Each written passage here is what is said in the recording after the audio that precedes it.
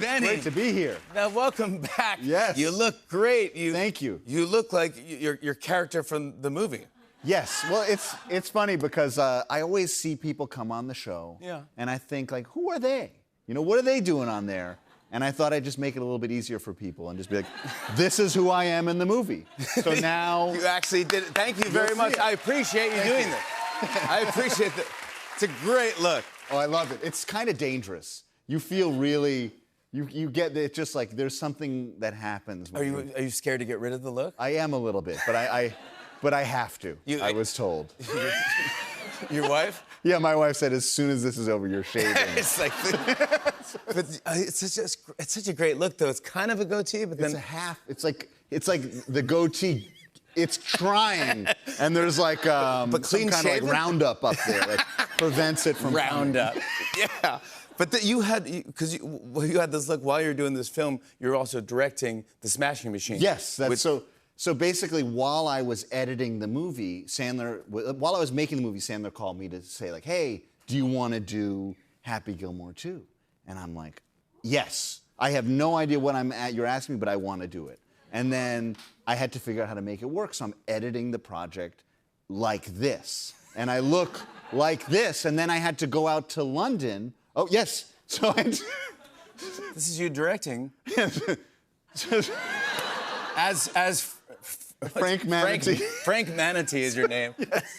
So literally, this is with Nala Sinefra, who did the score for The Smashing Machine. I show up in London and I go into the studio, and at this point I've had this for 4 months. So I don't think of anything different. This is who I am, you know? Which I think is important. I have to, like, it's not like method, but it kind of is. You know, I have to forget that I look this way to be okay with it.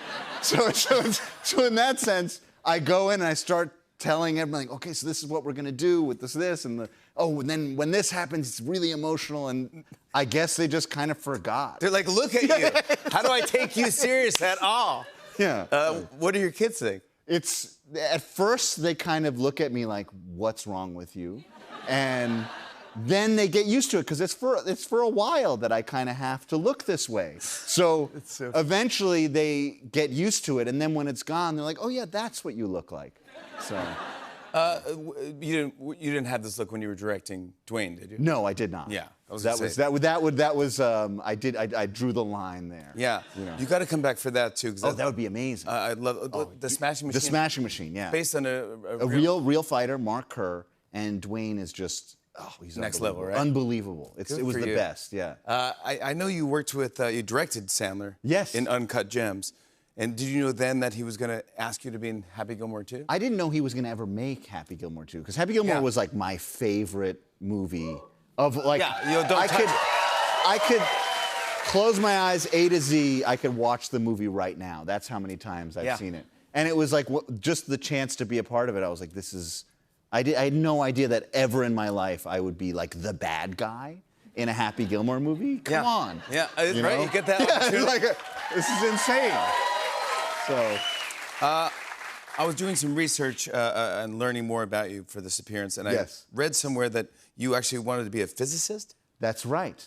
Yes, I was very close. It was like 50-50 coin toss. Really? Because I really loved physics, and in like high school I studied it with the professor. I was learning about cosmic rays. I pitched the mayor, and I did all these talks with the DOE, because I was like, I want to fund this pilot program to get these particle detectors in all of public schools. And it was this whole plan, because it was part of this thing I was studying.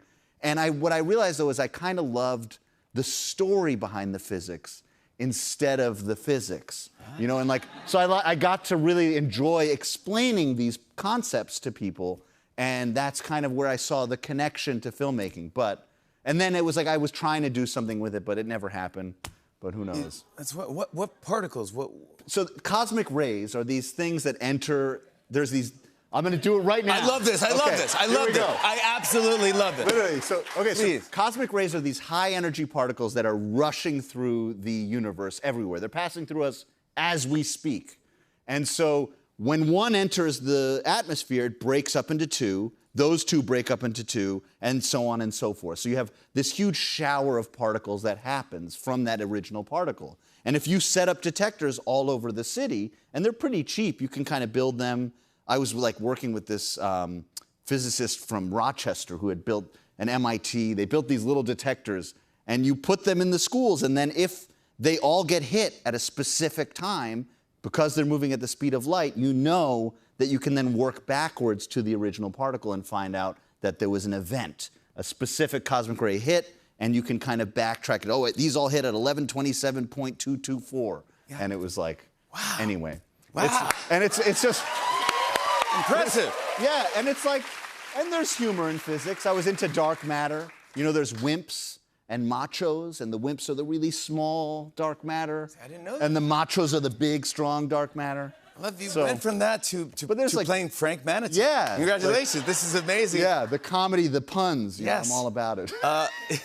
How do we tell everyone what Happy Gilmore 2 is about? So Happy Gilmore 2, we're catching up with Happy like 30 years later, and it's what his life is like today.